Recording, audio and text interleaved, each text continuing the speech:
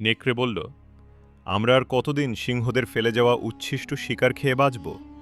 আমাদের শক্তিশালী হতে হবে, যাতে আমরা সিংহদের সঙ্গে লড়তে পারি এবং নিজেরাই শিকার করতে পারি।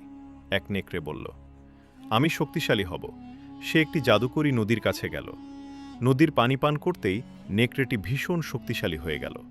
সব নেকড়ে আর শিয়াল তাকে নিজেদের সর্দার মেনে নিল। এখন নেকড়েরা যাকে খুশি শিকার করতে লাগল। কখনো জেব্রা, কখনো বুনো মহিষ। এই সব কিছু দূর থেকে এক বানর দেখে ফেলল। সে গিয়ে পুরো ঘটনা সিংহকে জানিয়ে দিল। সিংহ তার সঙ্গীদের নিয়ে সঙ্গে সঙ্গে নেকড়েদের কাছে পৌঁছাল। সেই সময় নেকড়েদের সর্দার সেখানে ছিল না। সুযোগ পেয়ে সিংহেরা সব নেকড়েকে ছিঁড়ে ফেলে মেরে দিল এবং চলে গেল। কিছুক্ষণ পর নেকড়েদের সর্দার ফিরে এসে দেখল তার সব সাথী মারা পড়ে আছে। তখন পাশে দাঁড়ানো এক শিয়াল বলল, জনাব, আপনার সব সাথীকে সিংহেরা মেরে ফেলেছে। নেকড়ে জিজ্ঞেস করল, তুমি কি নিজ চোখে দেখেছে? শিয়াল বলল, হ্যাঁ, আমি নিজেই দেখেছি।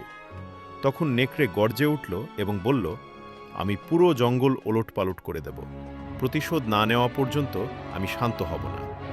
পরের পর্ব চাইলে এখনই সাবস্ক্রাইব করুন।